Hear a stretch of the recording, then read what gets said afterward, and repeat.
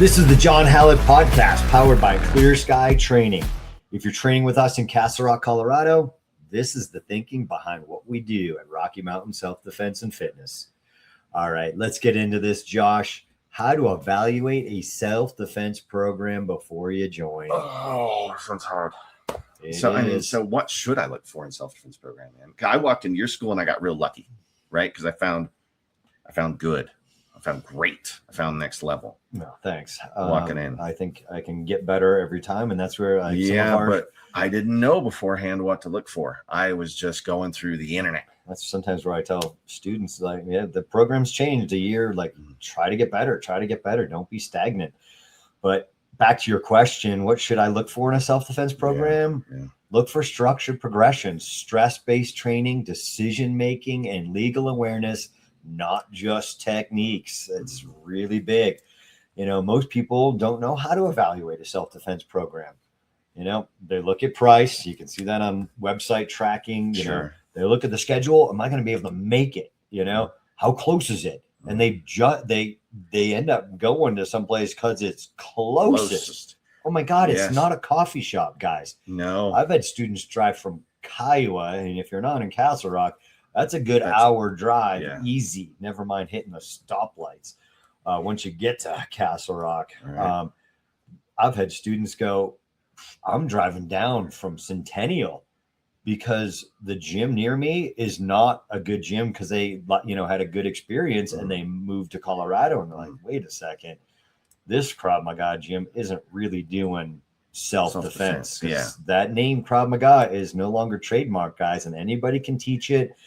And sometimes it can be very cardio based, just like cardio kickboxing, right? They can look at how intense it looks, and pictures are great. Sometimes people look at a promo video and they're like, I can't do that. You can't. Like a good self-defense gym, sometimes I'll tell people, like, if you don't, like, we wouldn't be in business in Castle Rock if for 20 plus years if we weren't a safe place to join. But if you want to watch the class, like, by all means, like, don't judge a book by a cover and just one video or two or a picture. I mean, I had a student one time went somewhere and they're like, man, I was really intimidated. They all look like really tough and tattooed and but everybody's like super nice, and everything else. Like, you're judging the book by its cover. Get in there. You can always leave. You're gonna meet great people doing this. But just like you, some people like, ooh, trophies and black belts, and that must mean something. I mean, I can just start handing out black belts, and you get a bigger gym. That's not what it's about, guys. You didn't give me one. No, I would never give you one. Let's move on. Yeah. People aren't asking what the problem is the training actually solving, Before you join any self-defense program, including ours, you should know exactly what you're signing up for. Right? We're all big on questions. There's a ton of stuff on our website.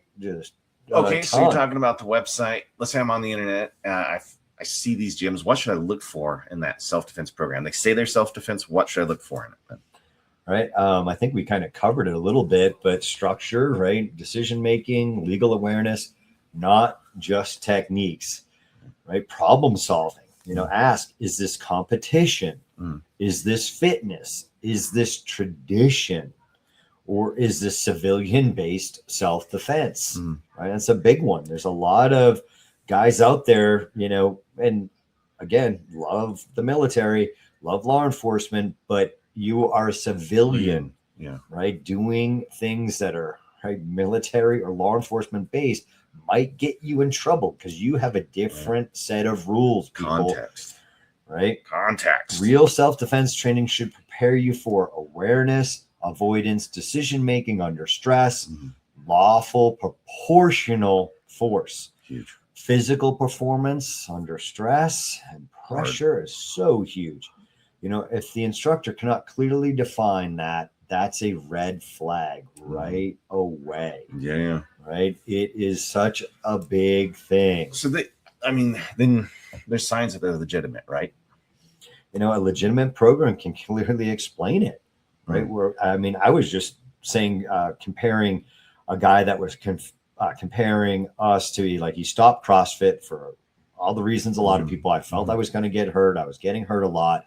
And he found our Project Fit program. And I said to him, you know, same thing in CrossFit. Like, I started it and it wasn't a big thing with the competition. As soon as you add competition, people just start doing it. Bad movement is a huge one, but that's, you know, a rabbit hole we're not going to go down on this episode. We certainly can go on it, but it's the same thing in self-defense versus martial arts and MMA and all of that stuff. Like, you know, you need to be able to, you know, problem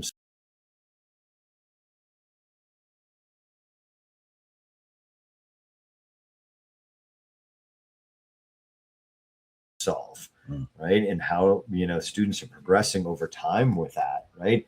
If they're not teaching this stuff, right, is de-escalation taught? Is disengagement trained? I don't think I ever trained disengagement at all when I ever did Taekwondo. And most, you know, you get into too much sport, you know, I've made mistakes and gone, I should have disengaged, you know, what was I doing? You know, and like, you're just thinking sport fighting, which is a ton of fun. But you tell us all the time, get out. Like, number one, you got to stick to your number one principle. Yeah, sometimes it's fun to sport fight, but, you know, overall your training should be disengagement, right? Is legality discussed? Is restraint emphasized? If the focus is always on striking, winning, and dominating, then something huge is missing. Self-defense is not about proving something. It's about going home safe. It's a foundation of Krav Maga. Go home safe, right? And that can be with, you know, whatever it takes. But at the same time, guys, are you legally justified to do what it took? You know, did you cross that line? Right in there. So are there red flags I need to look for? Oh, yeah. I mean, gosh, I mean, yeah, I mean, if you're evaluating, you know, a gym or a self-defense program, and a lot of people don't know the difference. I heard, you know, BJJ was great for self-defense, boxing, you know, great for self-defense. I mean, you know, and you go through the decades and how different things, you know, in the 70s, you know, that was a huge thing, you know, and, you know, that's where my frame of reference starts. You know, boxing, you know, you want to teach your kid how to defend yourself, boxing. It's huge, right? But promises of, you know, fast mastery, no discussion of legality, ego-driven culture, you know, sport-driven culture, compete, are major warning signs that you're not in a self-defense gym. And if that's what you're looking for, right, that you need to leave. Like, I tell people all the time, like, they're like, I want to fight. Like, okay, well, we're not a competition gym. You want to get into, you think you're going to be a UFC fighter. We're the wrong gym. I'm going to tell you, we're not the wrong gym. Or are you confusing that? Or, you know, are you talking about street fighting? That's what we do.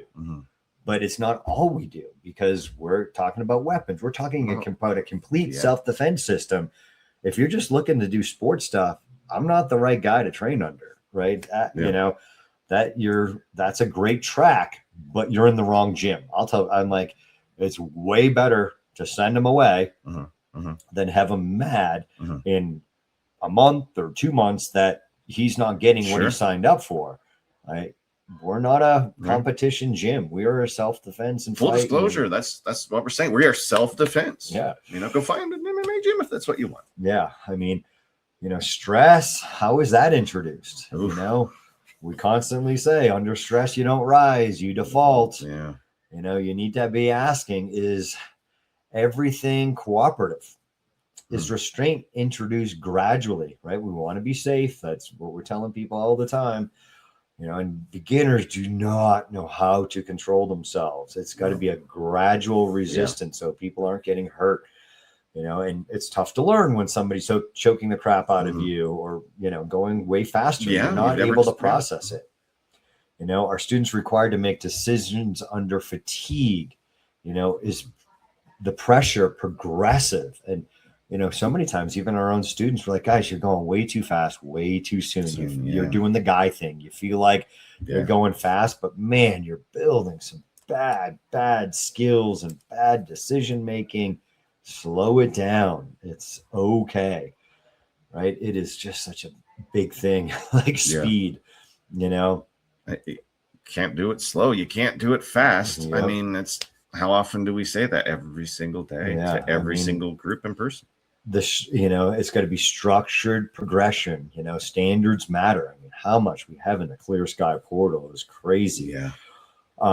Is there a clear curriculum? You know, something we have at RMSDF. It is giant. What we're doing, it's a rotating curriculum, so I feel like it makes it a lot more fun and more well-rounded than you're just stuck in white belt curriculum. You know, you get a little bit of exposure, a little bit of repetition, but it is a very clear curriculum at RMSDF. Yeah, you know what you're doing. You know, our expectations defined. You know, is it advancement earned? You know, so many places, you know, will just give it to you. It's one thing, you know, that, you know, really good BJJ gyms, like a black belt is extremely hard to get. Good Lord. And I respect that a ton. Right. You know, is attendance required? You know, I mean, I've had students like, I've been here for 2 years, and like, that was the best thing when I went to belts, because you'd have people and you're like, I've been here for years. Dude, you come like once a month or once every, I mean, you've come 5 times. You got to show up to advance. Right. It's got to be, you know, a program that it's has not structure based. If it was, I would have already had like my 7th degree. Yeah. You're right. God. Oh gosh, you know, you can just start your own system. A 10th degree, move on. Sparkle Sash, 10th degree. Stop. All right. Yeah, let's get back on track of people evaluating this. They don't want to listen to us. No. They were like hey, I didn't want to listen to it. What's this Sparkle Sash crap?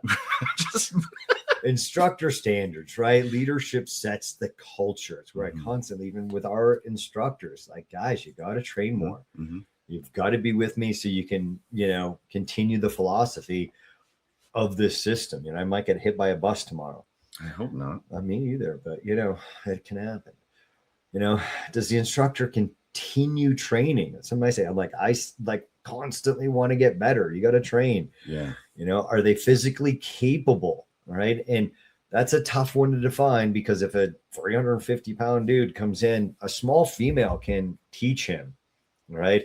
And they're physically capable to their standards. There's where people kind of don't understand stuff. And can they de-escalate and get away? You know, what are the contexts? You know, it's not always about a fight. You know, it's a tough one, like a lot of things in life.